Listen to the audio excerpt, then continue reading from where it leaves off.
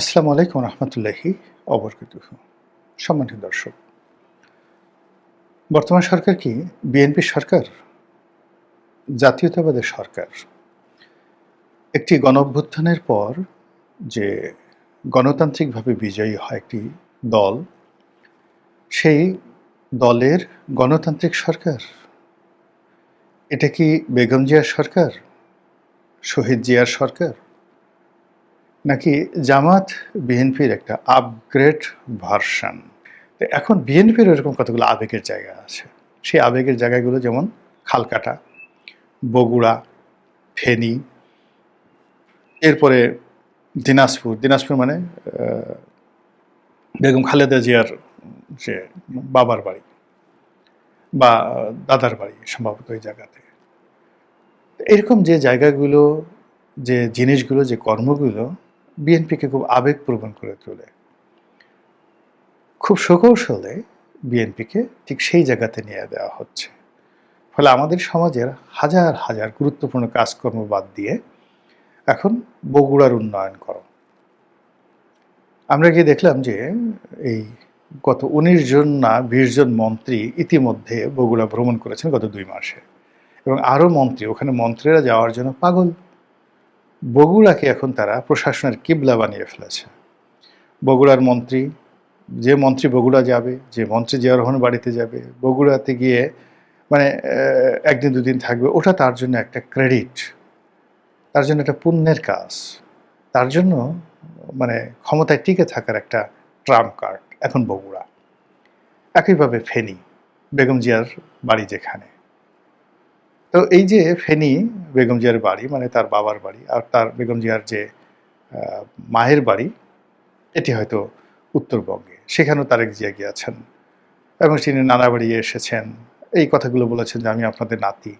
এর বাইরে সিলেট নিয়ে শুরু হয়েছে, সিলেট তার শ্বশুর বাড়ি, ওখানে সব মানুষ তাকে পাইকারি হারে দুলাভাই বলছে, এবং এটা যে তাকে নিয়ে মস্কারা করছে, ঠাট্টা করছে, এই কথা মানে ওই যে রাজার সেই গল্পের মতো, রাজা যে উলঙ্গ, একটা শিশু ছাড়া কেউ বলতে পারছে না। প্রকাশ্যে জনপদে হাজার হাজার মানুষ যখন বৃষ্টির মধ্যে দাঁড়িয়ে দাঁড়িয়ে ও দুলাভাই, ও দুলাভাই, ও দুলাভাই বলছে, এর মধ্যে যে জামাতের লোক নেই, গুপ্ত লোক নেই, এটা যে ঠাট্টা করা হচ্ছে না, মস্কারা করা হচ্ছে না, আপনি কি করে বুঝলেন? একজন সরকার প্রধানকে আপনি দুলাভাই বানিয়ে দিচ্ছেন, ভগ্নিপতি বানিয়ে দিচ্ছেন। ওই যে সুরঞ্জিত সেনগুপ্তের মানে একটা সেই কৌতুক যে আপনি তো রাষ্ট্রপতি, আপনি তো ভগ্নিপতি নন। দেখেন সেই কথাগুলো এখন জনপদে চলে আসছে।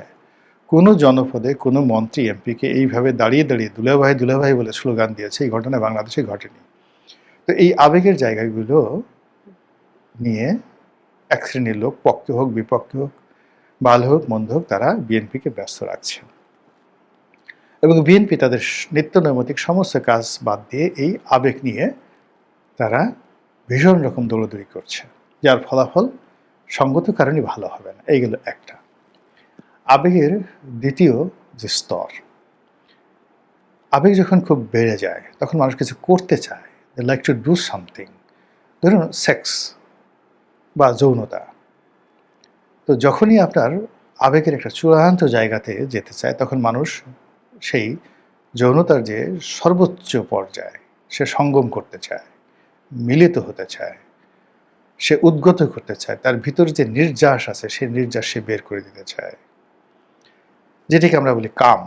এখন কামের, যৌনতাকে আমরা ব্যবহার করি, কিন্তু কামের আরো অনেক দিক আছে। উৎসাহ, উদ্দীপনা, পরিশ্রম, প্রাপ্তি, ভালো লাগা, সবই কিন্তু কামের মধ্যে। তো যখন আপনি আবেগের মধ্যে থাকবেন, আপনার ভিতরের যে কাম ভাব আছে, সেই কাম ভাব আপনি আর লুকাতে পারবেন না। আমরা যেমন দেখা গেল একটা শিশু, সেই শিশু, তাকে আপনি আদর করতে গিয়ে তার যে মলদ্বারে চুম্বন দিচ্ছেন, তার যৌনাঙ্গে চুম্বন দিচ্ছেন, তার গালে চুম্বন দিচ্ছেন, তার পায়ে চুম্বন দিচ্ছেন, এবং কি কথাগুলো বলছেন, ওরে আমার তুলু তুলু বাবারে, ওরে আমার পুতু পুতু মারে, ওরে আমার চুনু চুনু হাসুরে, ওরে আমার পুনু পুনু পালুরে, ওরে আমার টিনু টিনু পিনুরে। এই কথাগুলো আপনারা বলেন না বাচ্চাদেরকে নিয়ে? তখন কিন্তু আপনার হুঁশ থাকে না। আপনি ভালো লাগার এমন একটা পর্যায়ে চলে যান, আবেগ, প্রথমে আবেগ, তারপরে ভালো লাগার এমন একটা পর্যায়ে, তখন আপনার আসল চরিত্রটা বের হয়ে যায়। এবং এই যে মানুষ যখন কাম ভাব আসে, সেটা যৌনতা হোক কিংবা সেটা ধরেন খুব বেশি পরিশ্রম করুন, তখন মানুষ উলঙ্গ হয়ে যায়। আপনি গ্রামে দেখবেন যে খুব বেশি যারা পরিশ্রম করেন কৃষকরা, তারা সেই যে নিতম্বের ২ অংশ বাদ দিয়ে শুধু লজ্জাস্থানকে ঢেকে তারা সেই যাকে বলা হয় কাজে নেমে পড়েন। মানে মানুষের শরীরে আর কোনো গোপন কোনো জিনিস থাকে না। রাজনীতিতে যখন এই কাম চলে আসে, তখন একটা মানুষের আসল চরিত্র প্রকাশ হয়ে যায়। সে কতটা লেখাপড়া জানে, তার রুচি কি, সে আসলে কেমন মানুষ, তার মুখ ফসকে বের হয়ে যায়। ওই যেমন এর আগে এই বেটা রাখ তোর কাঠ, এই বেটা রাখ তোর কাঠ, এই তোরা চুপ করবি না আমি চলে যাব। এই কথাগুলো আমাদের রাজনৈতিক মঞ্চে জামাতের আমিরও বলেছেন, তারপরে তারেক রহমান সাহেব বলেছে, এই তোরা চুপ কর, তোরা কি গুপ্ত, আয় এদিকে আয়। মানে এই যে তুই তুকারি করে সে যে কথা বলছে, নর্মালি সে তো সবসময় নিজেকে পলিশ রাখার চেষ্টা করে, কিন্তু তার আবেগের কারণে, ক্রোধের কারণে, কামের কারণে তার ভিতরের যে আসল যে চরিত্রটা সেটা বের হয়ে আসে, এবং সে এই যে মানুষকে যে তুই তুকারি করে কথা বলতে পারে, এই তুই এই কথাটা বলতে পারে, এটি মানুষ জেনে গেল। আবার ওই যে আমির বা জামাতের যে সভাপতি, সে যে বলল রাগ তোর কার, সে যে প্রধানমন্ত্রীকে তুই তুকারি করতে চায়, তুই করে বলতে চায়, তার সঙ্গে তাকে বকা দিতে চায়, তাকে আরও কিছু করতে চায়, এটা তার যে ওই কাম ভাব, কাম ভাবের যে সর্বোচ্চ, এটা শুরু হয়েছে আবেগ দিয়ে। তো এটা এখন এই ছড়াছড়ি হলো, কামের পরে ক্রোধ, আবেগের পথে যেটা হয় সেটা হলো ক্রোধ আসে। প্রথমে কাম আসে একটা অংশ, আর এটা হলো ক্রোধ। আপনার আবেগকে নেতিবাচক অর্থে নিয়ে আপনার ভিতরে জিঘাংসা তৈরি করা হলো, রাগ তৈরি করলো, ক্রোধ তৈরি করা হলো, এবং শয়তান মানুষকে দুটো অস্ত্র ব্যবহার করে, কাম এবং ক্রোধ। শয়তান যখন কাউকে ধ্বংস করতে চায় তখন তার মধ্যে কাম ভাব জাগিয়ে দেয়, আর কাউকে যদি ধ্বংস করতে চায় তাহলে তার মধ্যে ক্রোধ, জিঘাংসা জাগিয়ে দেয়, এবং এটা আবেগ থেকে আসে। আপনি কারো বাবাকে নিয়ে কোনো বাজে কথা বললেন, কারো মাকে নিয়ে বাজে কথা বললেন, বা আপনি যে কাজটি খুব ভালোবাসা আবেগ দিয়ে কাজ করেছেন, আমার জন্য আপনি খুব সুন্দর পোলাও রান্না করেছেন, কোরমা রান্না করেছেন, আমি গিয়ে মুখ সেটকেলাম, এটা একটা রান্না হলো। আপনার কাছে মনে হবে যে মাথায় একটা বাড়ি দিয়ে মানে আমাকে ওখানে শেষ করে দেওয়া। যার জন্য আপনি এত যত্ন করে এত কিছু করলেন, এখন আপনি তাকে মারতে চাচ্ছেন। এটা হলো ওই আবেগ। আবেগের জায়গা থেকে যখন আপনি যে একটা এক্সপেকটেশন না আসে, তখন আপনি সেখানে আপনার কাম বা ক্রোধ এটি আপনি বাস্তবায়ন করেন। এর ফলে কি হলো, এই সরকারের যে আবেগের জায়গা, সেই আবেগের জায়গাগুলো তৈরি করা হচ্ছে কৌশলে, আর প্রতিপক্ষ দিয়ে এই আবেগের জায়গাগুলোতে আঘাত করা হচ্ছে।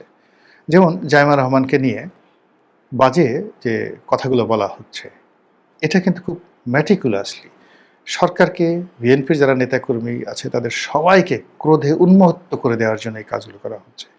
তারা যে কাজগুলো করবে, জাইমা রহমানকে নিয়ে যারা এই সমস্ত কথাবার্তা বলবে, কাজ বলবে, তারা নির্বিচার আক্রমণ চালাবে, এবং চক্রান্তকারীদের এটাই কিন্তু একটা মাস্টার প্ল্যান।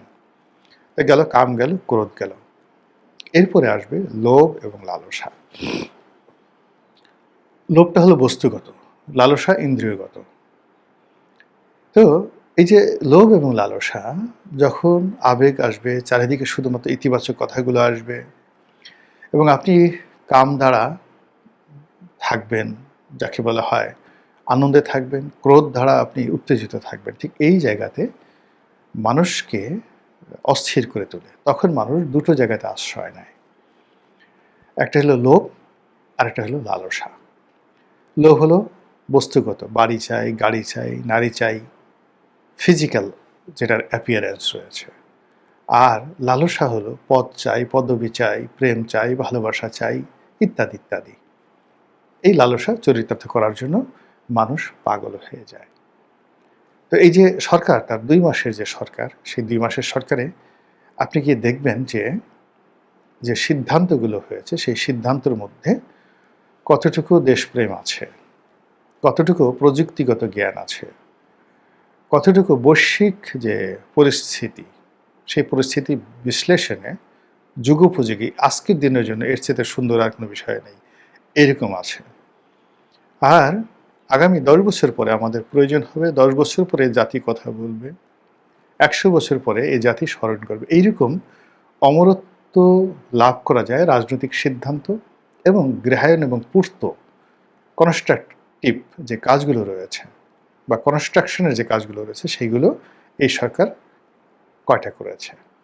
আর যেগুলো ওই যে আবেগ তাড়িত, প্রচণ্ড আবেগ, সেই আবেগের ভিত্তিতে কাম আসবে, ক্রোধ আসবে, লোভ আসবে, লালসা আসবে, সেই জিনিসগুলো কতগুলো হয়েছে। তাহলে আপনি বুঝতে পারবেন এই সরকার কোন পথে এগোচ্ছে এবং সরকারের ভবিষ্যৎ কি। মহান আল্লাহ আমাদের সবাইকে হেদায়েত দান করুন এবং হেফাজত করুন। আসসালামু আলাইকুম ওয়া রাহমাতুল্লাহি ওয়া বারাকাতুহু।